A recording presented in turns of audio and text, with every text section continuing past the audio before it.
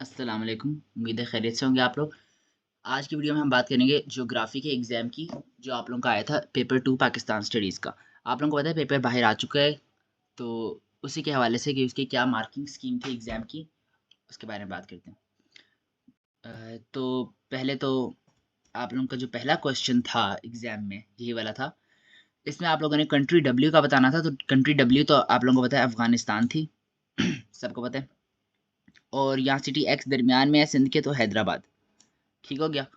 Next उन्होंने कहा Suleman range को लेंथ को मेजर करना है, तो सुलेमान रेंज की लेंथ, चूंकि वो यहाँ से यहाँ तक आप लोगों ने स्केल वाले क्वेश्चन आते ही होंगे, क्योंकि स्केल को जब हम मेजर करते हैं तो वो बन रही थी 3 centimetre is equal to 300 kilometre, और सुलेमान रेंज की लेंथ थी 3.4 सेंटीमीटर। तो 3.4 को अगर हम मल्टीप्लाई करें 100 से, तो वो 340 किलोमीटर आता है। तो 340 किलोमीटर थी सुलेमान रेंज की लेंथ। नेक्स्ट उन्होंने क्वेश्चन दिया कि इस फिगर को यूज करते हुए आपने सुलेमान रेंज की लोकेशन को बताना है। तो सुलेमान रेंज की लोकेशन, तो इसमें तो हजारों पॉइंट हो सकते हैं, 3 पॉइंट्स आप कोई भी लिख सकते थे। Sulaiman Range is east to Quetta, या फिर it's mainly in north east Balochistan, north east Balochistan में है ना। However it has border with Punjab, border with KPK, Sindh is south of the Sulaiman Range, Punjab is east to Sulaiman Range, country W is west of Sulaiman Range. अब देखें, जिसने अफगानिस्तान लिखा होगा ना कि अफगानिस्तान सुलेमान रेंज के लेफ्ट पे है, तो उसे मार्क नहीं मिलेगा, क्योंकि उन्होंने कहा था कि आपने सिर्फ इसी फिगर को इस्तेमाल करके बताना है। तो इसलिए country W is on the west of Sulaiman Range. तो कोई से भी 3 पॉइंट आपने लिखे होंगे तो आपको इजीली 3 आउट ऑफ 3 मिल जाएंगे। फिर उन्होंने नेक्स्ट क्वेश्चन किया कि सजेस्ट व्हाई माइनिंग में be difficult in mountainous areas. तो इसमें आप लोगों ने कोई से भी 2 सिंपल पॉइंट लिख देना था कि इट हैज़ रग टेरेन, या लैक ऑफ इंफ्रास्ट्रक्चर की वजह से रिस्क ऑफ लैंडस्लाइड्स होता है, एक्सट्रीम वेदर कंडीशंस होती हैं, high operational costs, environmental concerns. कोई से भी 2 पॉइंट्स आपने लिखे होंगे तो आपको मार्क्स मिल जाएंगे। नेक्स्ट उन्होंने दिया था कि यहाँ से देख के आपने बताना था कि कितने अमाउंट था मिलियन टन्स ग्रेनाइट। तो वो आप लोगों को सबको नज़र आ रहा है कि यहाँ पे वो कितना है, 4100। तो वहाँ पे 4100 लिख दिया हमने। नेक्स्ट उनका describe how mineral extraction is beneficial to Pakistan. Mineral extraction किस तरह से पाकिस्तान को बेनिफिशियल है। तो कोई से 2 सिंपल पॉइंट्स लिखने थे कि ये हमारी मिनरल एक्सट्रैक्शन से इकोनॉमी बूस्ट हो सकती है। आपको एक्सप्लेन करने की जरूरत नहीं है पॉइंट को, क्योंकि 2 मार्क का है ना, तो आप लोग सिंपल पॉइंट लिख सकते हैं। इकोनॉमिक ग्रोथ बूस्ट हो सकती है, एम्प्लॉयमेंट अपॉर्चुनिटीज क्रिएट होती हैं, इंपोर्ट्स कम हो जाते हैं, फॉरेन एक्सचेंज, इंफ्रास्ट्रक्चर की डेवलपमेंट होती है। कोई से भी 2 पॉइंट्स इसमें से लिखे होंगे तो इसीलिए 2 आउट ऑफ 2 मिल जाएंगे। नेक्स्ट उन्होंने आप लोगों ने मैच करना था, तो वो सबको पता है कि ट्रॉपिकल थॉर्न बिलो 1000 मीटर होता है, एल्पाइन की रेंज होती है 4000 से 4500, कॉनिफेरस की होती है 1000 से 4000 मीटर के दरमियान। फिर उन्होंने कहा कि 2 ह्यूमन एक्टिविटीज जो कि फॉरेस्ट को रिड्यूस कर रही हैं। तो इसमें से आप कोई भी 2 लिख सकते थे, जिसमें डिफॉरेस्ट्रेशन एक तो ह्यूमन एक्टिविटी है जिसकी वजह से फॉरेस्ट कम हो रहे हैं, और अर्बनाइजेशन बढ़ चुकी है जिसकी वजह से। सिर्फ 2 पॉइंट से लिखने थे। नेक्स्ट के 2 रीजंस उन्होंने कहा कि एफॉरेस्ट्रेशन के प्रोजेक्ट्स क्यों। तो इसमें आप कोई से भी 2 रीजंस को लेकिन डेवलप करके लिखना। तो उन्होंने बोल दिया you should develop your answer, और मार्क भी 4 थे। मतलब जिसकी ये चीज़ आपने इसमें नोट करनी है कि जो पहला और दूसरा पॉइंट है ना, सिर्फ वो चेक होगा। फॉर एग्जांपल अगर आपने पहला तो लिख दिया, दूसरा भी आपने यहाँ करके 3 लिख दिया, तो वो तीसरा चेक नहीं होगा, क्योंकि लिस्ट रूल अप्लाई होता है। जब उन्होंने 2 लिख दिया तो सिर्फ पहले के 2 ही चेक होते हैं। इसमें भी 2 रीजंस बोला, तो आपने 2 ही लिखनी थी। तो आप इसमें मैंने लिख दिया कि Pakistan faces severe climate changes including rising temperatures and unpredictable weather patterns. Afforestation helps absorb carbon dioxide, reducing green house gas emissions and mitigating climate change effects. ये डेवलप हो गया, ये वाली डेवलपमेंट थी पॉइंट की। ठीक है। नेक्स्ट मैंने डेवलप लिखा कि many reasons in Pakistan especially mountainous and riverine areas suffer from soil erosion. Soil erosion होती है जिसकी वजह से डिफॉरेस्टेशन, हैवी रेनफॉल की वजह से सॉइल इरोजन होती है। तो अगर हम ट्रीज लगा देंगे तो सॉइल इरोजन कम हो जाएगी, जिससे सॉइल स्ट्रक्चर भी स्ट्रेंथन हो जाएगा, लैंडस्लाइड्स भी प्रिवेंट हो सकती हैं, और रिस्क ऑफ फ्लड्स भी कम हो जाएगा। तो कोई आपने इसके अलावा कोई और भी लिख सकते हैं। फॉर एग्जांपल एफॉरेस्टेशन से ट्रीज लगाते हैं तो ट्रीज से शेड मिलता है, शेड से वो इवेपोरेशन कम होती है रिवर की, जिस तरह हमने कार्य सिस्टम में पढ़ा था। तो कुछ भी लगा सकते हैं कि एफॉरेस्टेशन से क्या हो सकता है। 2 डेवलप पॉइंट्स। अब इसमें उन्होंने कहा था कि evaluate the opportunities for and challenges of. अब अपॉर्चुनिटीज और चैलेंजेस, एक अपॉर्चुनिटी का डेवलप पॉइंट और एक चैलेंजेस का डेवलप पॉइंट आपने लिखना था, और जिससे मिनरल रिसोर्स डेवलपमेंट सस्टेनेबली हम बना सकते हैं। तो इसका स्टार्टिंग में आपने, जाहिर है इसमें 1 मार्क इवेल्युएशन का होता है, 1 मार्क इवेल्युएशन और 1 मार्क होता है आपकी एग्जाम्पल का, और 2 मार्क होते हैं आपकी एक डेवलप पॉइंट के, और 2 मार्क होते हैं आपके दूसरे डेवलप पॉइंट के। तो जिसने ये चीज़ चारों चीज़ें लिखी होंगी वो इसमें फुल सिक्योर कर सकता है। पहले आपने बताया to a very great extent there are opportunities for mineral resource development Pakistan, क्योंकि पाकिस्तान में बहुत ज़्यादा मिनरल रिजर्व्स हैं, जैसे कोल, लाइमस्टोन, कॉपर, जिससे हम लोग जीडीपी भी जिससे बूस्ट होते हैं। जीडीपी बूस्ट कैसे होती है? क्योंकि एम्प्लॉयमेंट अपॉर्चुनिटीज क्रिएट होती हैं, जिससे फॉरेन इन्वेस्टमेंट आती है। ये हो गया एक डेवलप पॉइंट। अब इसमें हमने एग्जाम्पल क्या लिखी? एग्जाम्पल हमने लिखी कि for example the Reko Diq project is one of the world's largest under developed copper and gold reserves offering immense economic potential if manage responsibly. Example आपने लिख दी यहाँ पे, एक एग्जाम्पल हो गई, एक डेवलप पॉइंट हो गया, 3 मार्क तो आपको इधर मिल जाएंगे। सही हो गया।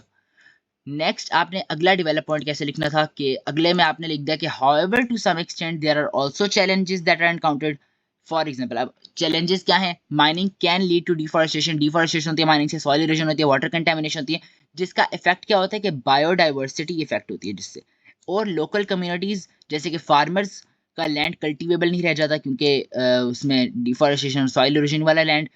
इसकी एग्जाम्पल हमने क्या दे दी?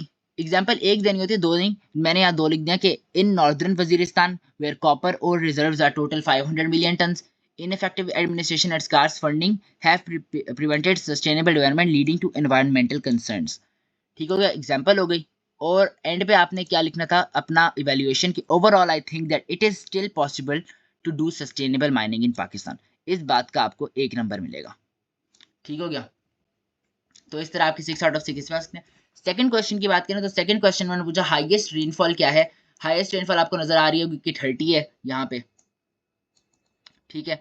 नेक्स्ट टेम्परेचर रेंज आपने कैलकुलेट करनी थी, रेंज आपने हाईएस्ट को लोएस्ट से माइनस कर देना, तो वो 18 सेंटीग्रेड था। ऊपर से उन्होंने पूछ लिया मूनसून किस सीजन में होती है, आपने बता रहे समर में, वेस्टर्न डिप्रेशन का बात नहीं, विंटर में।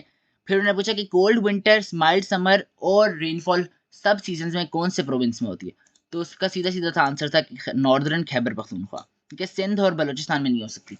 फिर आपने बताना था कि माइल्ड विंटर, वार्म समर और एक्सट्रीम एरिडिटी वो सेंट्रल बलोचिस्तान में।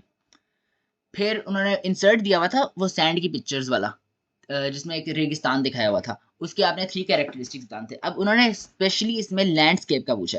अगर आप एनवायरनमेंट का कोई फीचर बता दें कि वो हॉट क्लाइमेट था या कुछ इस तरह, तो उसका एक भी मार्क नहीं मिलेगा। सिर्फ लैंडस्केप का बता तो आप बता देंगे सैंड ड्यून्स नजर आ रहे थे, रग्ड टोपोग्राफी थी, बैरन लैंड था, इनके आपको 3 मार्क्स मिल सकते हैं इजीली। नेक्स्ट ड्रॉट की definition, an area with no or little rainfall over a period of time. फिर उन्होंने पूछा कि ऑल्टीट्यूड और लैटिट्यूड का टेम्परेचर के साथ क्या लिंक है।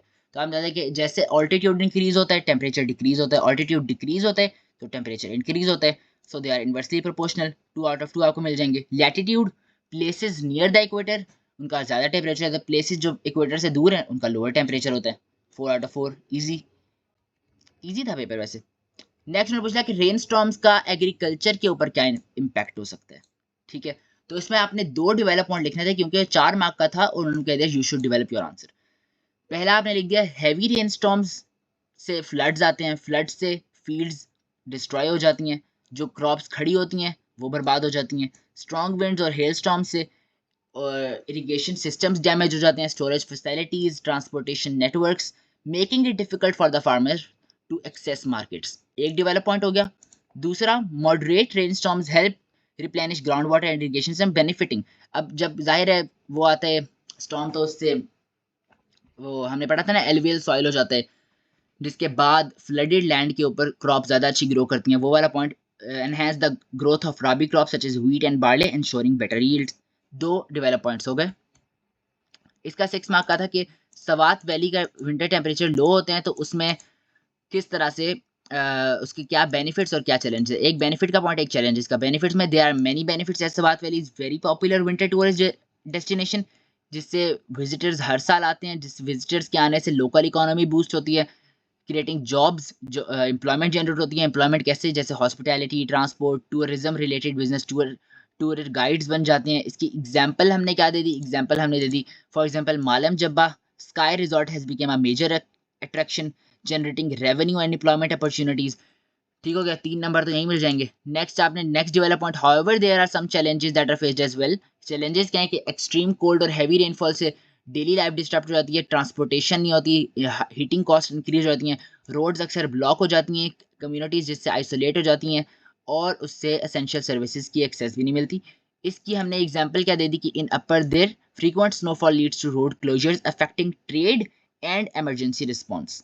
ठीक हो गया। यहाँ पे आपको कोई एक एग्जांपल देते तो इजीली मार्क मिल जाते। मैंने दो, हर एक में मैंने दो दो लिखी हैं, चैलेंजेस की भी और अपॉर्चुनिटीज़ की भी। और इसमें एक मार्क था आपकी इवैल्यूएशन का overall. I still think to a greater extent there are more benefits due to the above stated factors. इस बात का आपको एक नंबर मिलता। ठीक हो गया। क्वेश्चन 3 की हम बात करें तो क्वेश्चन 3 में उन्होंने आपसे पूछा था कि सिटी कौन सी है जो थर्मल पावर स्टेशन के साथ है, वो आपको नजर आ रहा है कोयटा है, तो कोयटा आपने लिख दिया। सिंध में कितनी है? सिंध में मैंने सुना था कुछ बच्चों ने 5-5 लिखाए थे, हालांकि देखें एक तो ये है, 2 3 4 5 ये काउंट कर ली थी, हालांकि छठी आप देखें तो यहाँ ऊपर सिंध में है पड़ी एक और, तो यहाँ 6 लिखनी थी, 6 हो गई। फिर उन्होंने पूछा कि distribution of thermal power station describe करनी थी, वो आप लोग देख देख के बता दें। There is only one thermal power station in Balochistan में देखें एक है थर्मल पावर स्टेशन। फिर आपने बता दिया कि 6 हैं सिंध में, 6 इन सिंध, अभी हमने यहाँ 6 लिखा। एंड नो इन केपीके में एक भी नहीं है, ये केपीके में कोई नहीं है। सही हो गया, केपीके में कोई थर्मल पावर स्टेशन नहीं है। उसके बाद लिख दिया 2 are located in Sindh near river Indus के करीब, तो हम कुछ भी लिख सकते थे 3 पॉइंट्स के लिए। फिर लेबलिंग करनी थी, लेबलिंग में ये कूलिंग टावर था, सबको पता होगा, ये बॉयलर था, नजर भी आ रहा है टरबाइन, और ये जनरेटर, ये करेक्ट लेबलिंग है इसकी।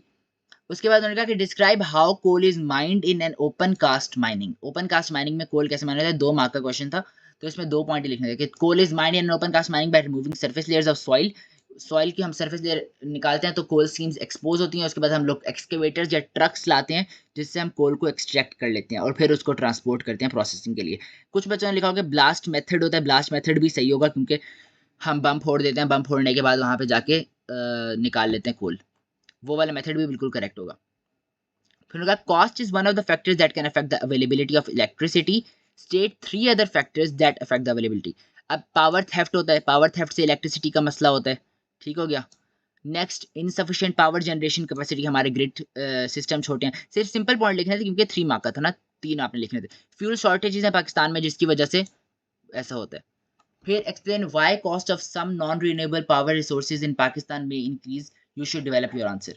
फिर आप इसमें कोई से 2 पॉइंट डेवलप करके लिखने थे। पहला कि Pakistan relies heavily on imported fossil fuels such as coal and oil to generate electricity, global price fluctuations and supply chain disruptions can lead to higher cost making electricity more expensive. दूसरा एक develop point हो गया। दूसरा develop point आपने क्या लिखा ना कि natural gas and coal reserves in Pakistan are gradually declining.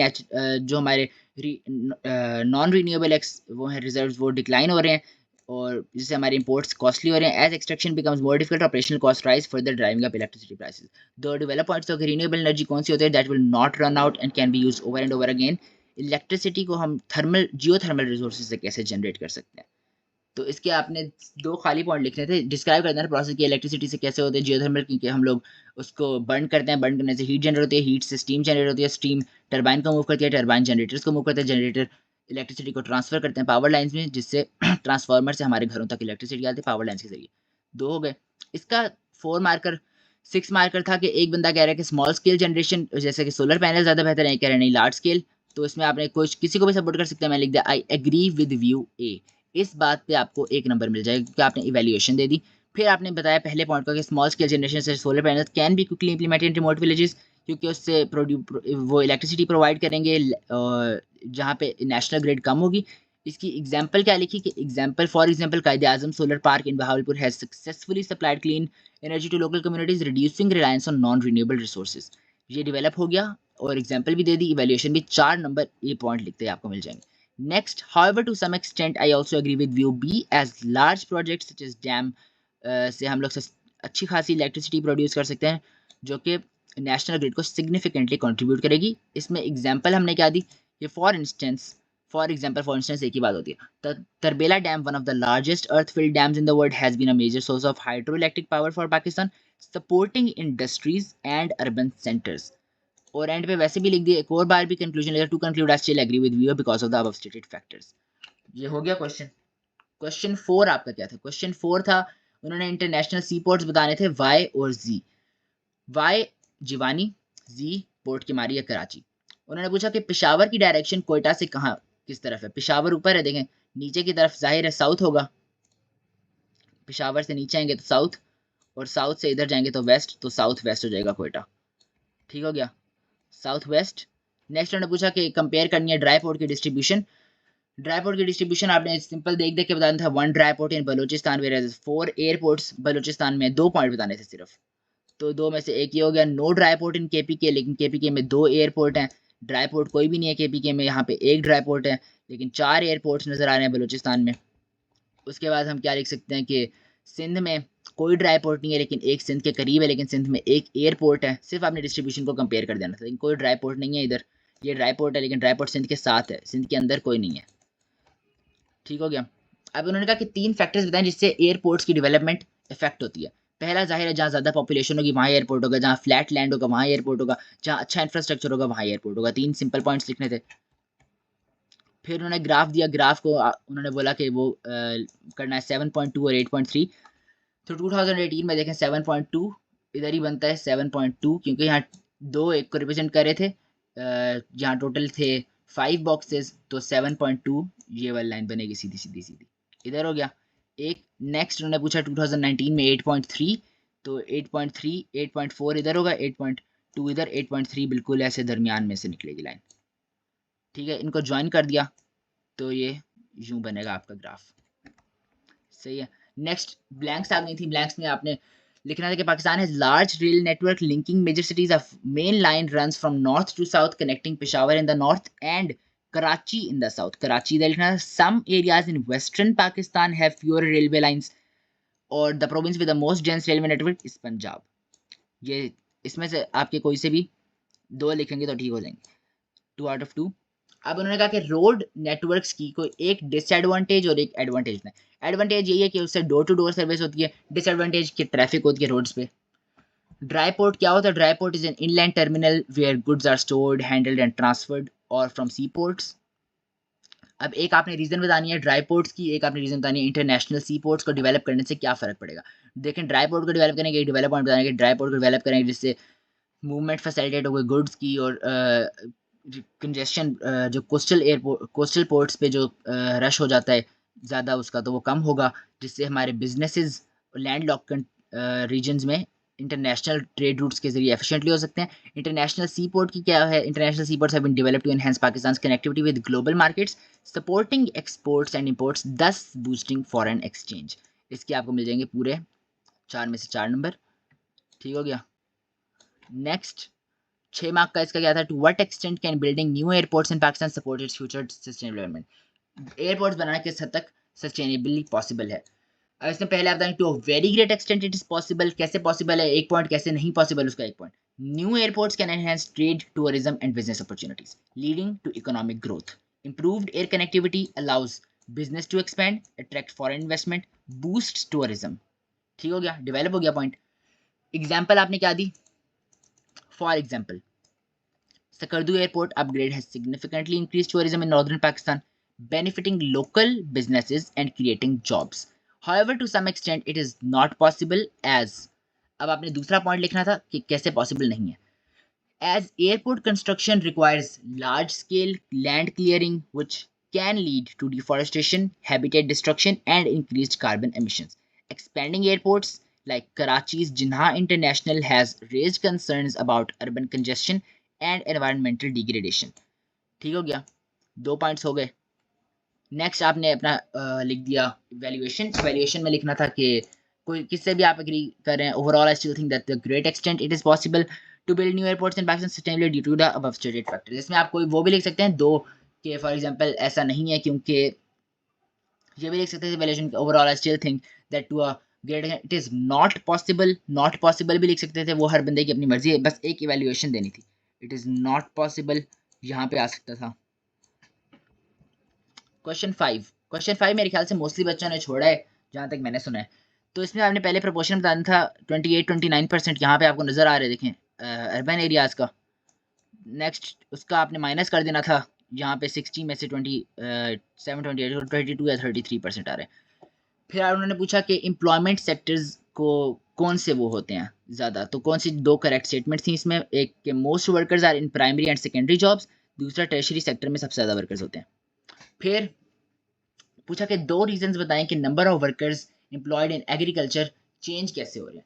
तो आपने बताया कि क्योंकि एडवांस मशीनरी आ रही है, दो सिंपल पॉइंट्स लिखने थे ना, तो इसको डिस्क्राइब करने की जरूरत नहीं थी। Decreasing because of advanced machinery और शिफ्ट टुवर्ड्स अदर सेक्टर्स। लोग एग्रीकल्चर चूंकि एक प्राइमरी सेक्टर है तो लोग सेकेंडरी और टर्शरी में काम करना चाहते हैं क्योंकि वहाँ ज़्यादा पेज होती हैं। ये डिस्क्राइब करने की जरूरत नहीं, सीधा सीधा लिख दिया शिफ्ट टुवर्ड्स अदर सेक्टर्स, तो सही था।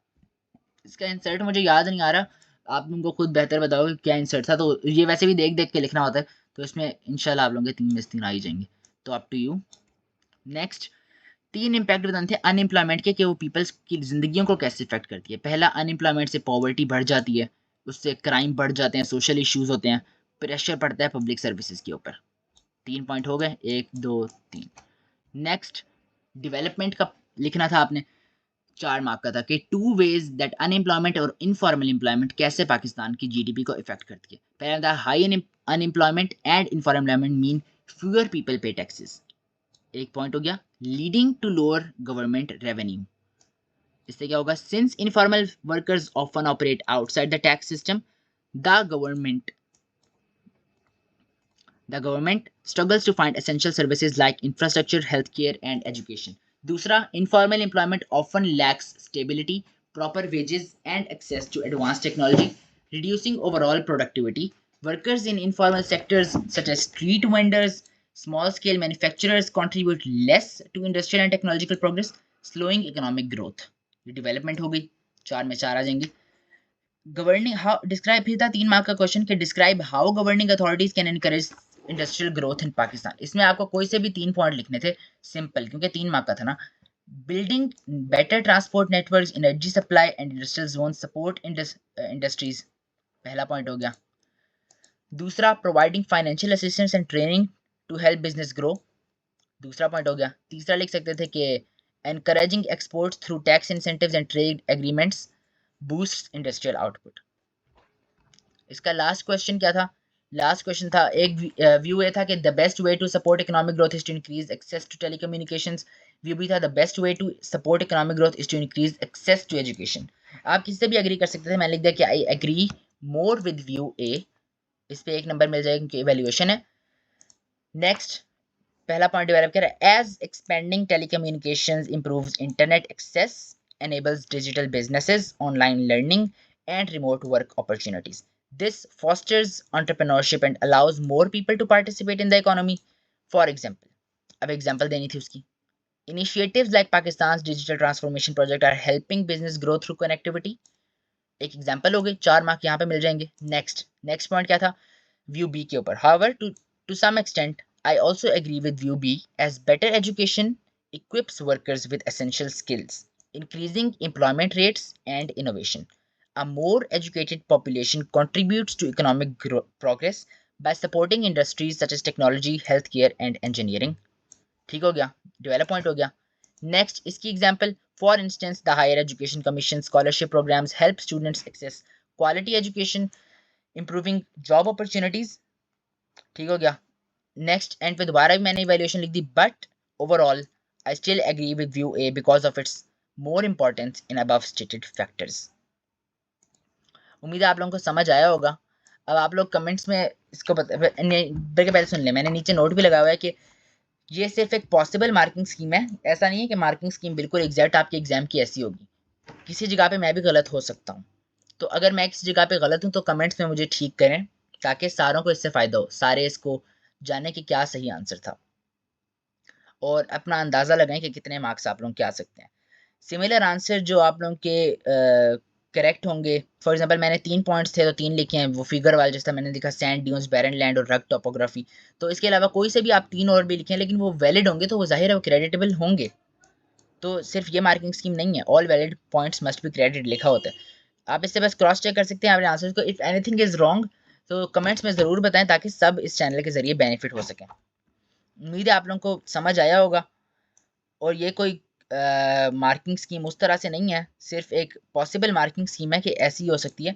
बाकी अपना अपना बताएं आप लोगों का कैसा हुआ है एग्ज़ाम कमेंट्स में, ताकि हम लोगों को भी अंदाज़ा हो कि थ्रेशोल्ड किस हद तक जा रहे हैं।